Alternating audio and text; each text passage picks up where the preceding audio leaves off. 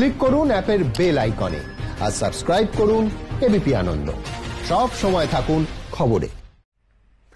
আসন্ন বিধানসভায় জলপাইগুড়ির সবকটি আসন জিতবে বিজেপি। আর জলপাইগুড়ি বউবাজার মোড়ে চায় পে চর্চায় গিয়ে মন্তব্য সায়ন্তন বসুর। দিবা স্বপ্ন দেখছে বিজেপি, পাল্টা তৃণমূল। 2019-এর লোকসভা নির্বাচনে বাংলায় 2 থেকে 18-তে উঠে এসেছে বিজেপি। তার মধ্যে সবথেকে বেশি আসন পেয়েছে উত্তরবঙ্গ থেকে। বছর ঘুরলেই রাজ্যে হাই ভোল্টেজ বিধানসভা নির্বাচন। বিহারে ভোট চলাকালীনই বাংলায় এসে 21-এর টার্গেট ঠিক করে দিয়েছেন অমিত শাহ। भगवान बिरसा मुंडा के अनुयायियों की भूमि है। मैं आपको कहकर जाता हूं 200 से ज्यादा सीटों के साथ भारतीय जनता पार्टी। সেই লক্ষ্যে দলীয় সংগঠনকে মজবুত করতে ঝাঁপিয়েছে বিজেপি। উত্তরবঙ্গের দায়িত্ব দেওয়া হয়েছে বিজেপির কেন্দ্রীয় সম্পাদক হরিশ দ্বিবেদীকে।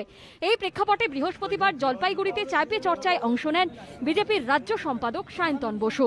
লোকসভা নির্বাচনে জলপাইগুড়ি আসনটি তৃণমূলের থেকে ছিনিয়ে নিয়েছে বিজেপি। বিজেপির আশা বিধানসভা ভোটেও তারা চমকপ্রদ সাফল্য পাবে। আমার মনে হয় এবার জলপাইগুড়ি লোকসভার সবকটি আসনেই বিজেপি জিতবে, বা আমাদের যে সাংগঠনিক জলপাইগুড়ি জেলা রয়েছে তাতেও সবকটা আসনেই আমরা জিতবো, বিশ্বাস আমাদের আছে। লোকসভা নিরিখের রেজাল্ট, বিধানসভা নিরিখের result is a quite different. বাংলার বুকে মমতা বন্দ্যোপাধ্যায়কে সরিয়ে দেওয়ার ক্ষমতা কোনো কারণ নেই, কেন উনি এত উন্নয়নের কাজ করেছেন, তিনি মানুষের মনে আছেন, আত্মায় ঢুকে গেছেন। বিগত লোকসভা নির্বাচনের বিধানসভা ওয়ারি ফল অনুযায়ী জলপাইগুড়ির 7টি বিধানসভার মধ্যে বিজেপি 6টিতে এবং তৃণমূল 1টিতে এগিয়ে আছে। এই পরিস্থিতিতে বিধানসভা ভোটে কি হয় সেদিকেই সবার নজর।